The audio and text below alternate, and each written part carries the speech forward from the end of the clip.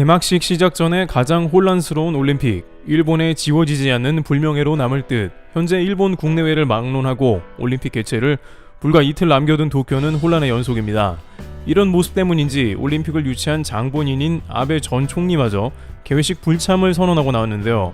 따라서 스가 총리가 온전히 이 비난을 독박쓰게 됐으며 일본 누리꾼들은 일제히 아베를 비난하고 나섰습니다. 정말 놀라운 책임감 부재다. 올림픽을 개최하고 빠져나가네. 재임 기간 행동과 똑같다라며 비난합니다. 아베 전 총리는 혹시 모를 차기 총리 자리를 여전히 기웃거리면서 도쿄올림픽을 모르쇠로 일관하고 있습니다. 한편 일본은 이번 올림픽 외교에서도 낙제점입니다. 현재 올림픽에 참석하는 국가 정상은 차기 파리올림픽을 개최하는 프랑스의 마크롱 대통령뿐입니다. 그런데 일본 측이 프랑스 마크롱 대통령에게 큰 실수를 한다는데요. 스가 총리가 마크롱 대통령과는 간단한 식사만 하고 미국의 질 바이든 여사와는 총리 관저에서 VIP 영빈관 파티를 열어 성대히 대접한다는 것입니다. 질 바이든 여사는 영부인으로 국가 정상보다 급이 낮습니다. 그런데 마크롱과는 간단한 식사, 일본이 가장 받드는 미국 영부인과는 영빈관 만찬을 연다는 것은 프랑스 입장에서는 미국보다 자신들을 급을 낮췄다는 이야기가 되기 때문에 상당히 기분 나쁠 것입니다. 그런데 일본에서 이렇게 상대방을 낮춰서 하는 행동은 이번 올림픽에서도 그대로 나타나고 있다는 것입니다. 자신보다 강한 미국이나 되어야 대접을 해주고 그 외에는 푸대접으로 일관하고 있는 것입니다. 앞서 올림픽 도시락 문제도 각 선수단에서는 알레르기나 여러가지 식단 조절을 하기 위해서 올림픽 선수촌이 아닌 자체적인 음식을 조달해 선수에게 직접 공급하는 시스템도 도입합니다. 물론 이는 국가에서 대규모의 식자재를 공수하는 등 국력이 어느 정도 뒷받침되어야 가능한 일일 것입니다. 하지만 일본은 똑같이 도시락을 준비하는 미국에는 아무 말도 안 하고 한국만 때리기를 하고 있는 것이죠.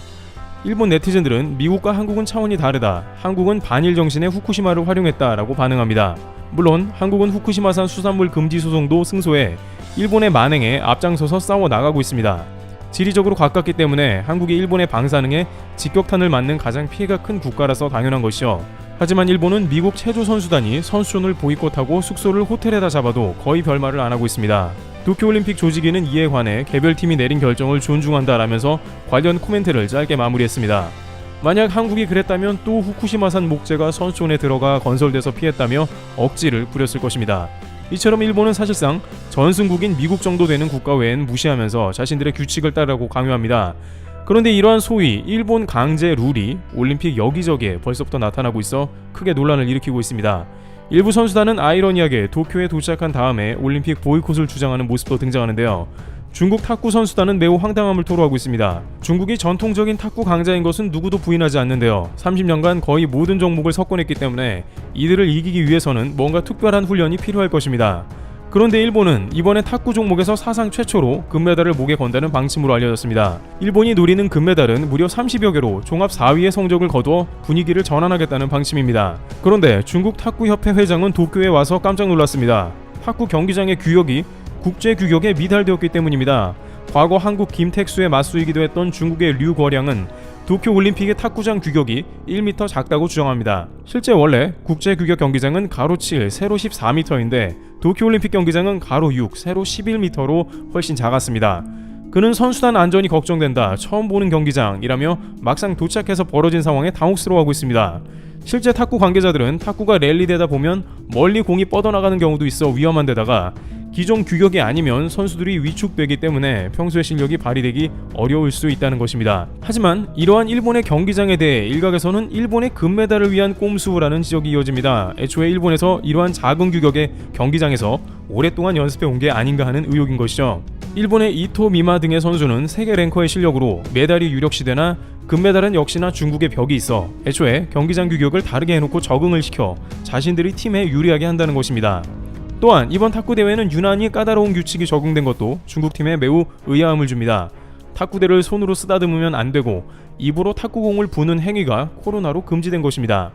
이 역시 중국 선수들이 자주 하는 행동인데 일본의 금메달을 위한 게 아니냐는 것입니다. 일본은 이처럼 자신들의 룰을 만들고 후쿠시마 음식을 강요하듯 경기장도 자기 제멋대로인 것입니다.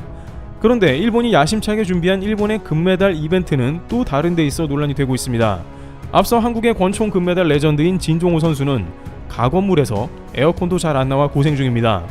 하지만 사격은 기본 3자세로 나눠지는 전통적인 올림픽 종목으로 이런 푸대접은 당황스럽다는 것입니다. 특히 총을 다루는 실내에서는 적당한 온도와 쾌적한 환경은 사격의 기본적인 필수 요소인데 일본은 자신들 메달과는 거리가 먼 사격 종목은 가건물의 변두리 종목으로 취급하는 것입니다. 진종호 선수는 태극 문양 부채를 들고 와서 마스크를 착용한 채 훈련을 할 수밖에 없었습니다. 한편 이번 사격에 걸린 메달은 15개인데 오히려 걸린 메달은 그것의 반밖에 안 되면서도 최고의 시설에서 경기하는 종목이 있습니다. 바로 메달 8개가 걸린 가라테 종목인데요.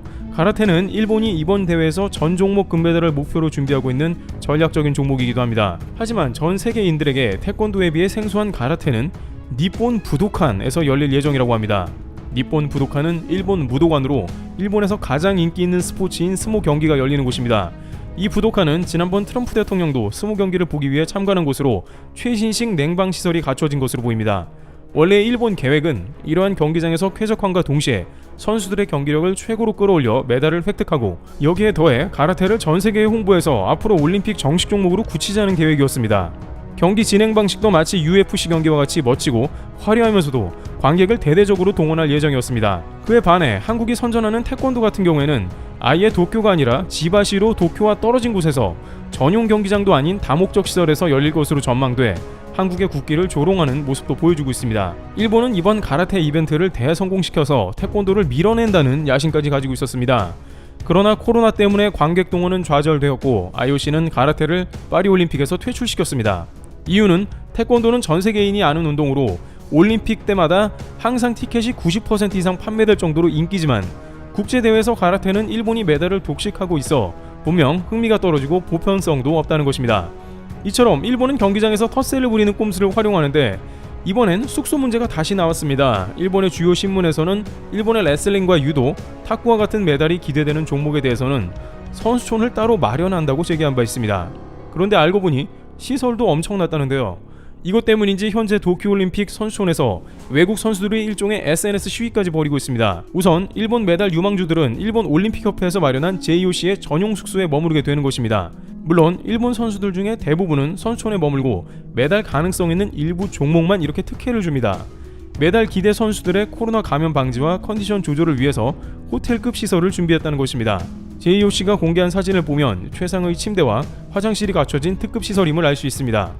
이들은 피로를 풀기 위해 온천에 갈 수도 있으며 넓고 독립된 공간에서 식사를 따로 하기도 합니다.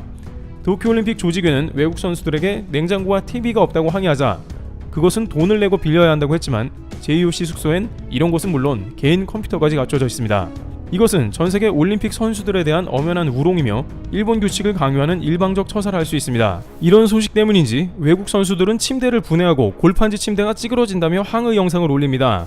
평창 올림픽 때 한국에 온 외국인들은 마사지실이 있어 항시 피로를 풀고 안마를 받을 수 있었으며 올림픽 세계 최초로 당일 제빵으로 역대 최고의 품질의 빵을 먹었고 영국 스노드보드 선수인 빌리 모건 같은 경우에는 화장실에 브이로그를 올리며 이렇게 좋은 화장실은 처음이다, 미쳤다며 한국 시설을 극찬한 바 있습니다. 지금 와서 도쿄와 비교해보니 한국이 얼마나 따뜻하며 배려하는 국가이고 평창올림픽이 성공했는지 느껴지는 것이죠. 심지어 한국 선수단에 따르면 도쿄올림픽 선수촌에서 식당에 밥이 떨어져 돌아와서 햇반을 먹었다고 합니다. 그나마 한국은 중간에 도시락도 있고 해서 괜찮지만 일부 선수들은 쫄쫄 굶는 초대형 사태까지 일어난 겁니다. 이처럼 도쿄올림픽은 어려운 코로나를 뚫고 온 외국인들을 전체적으로 푸대접하며 최악의 행태를 보입니다. 선수촌에서 쏟아지는 이례적으로 많은 불만은 현재의 도쿄올림픽 현 주소를 나타내고 있습니다. 트리블 튜브였습니다. 감사합니다.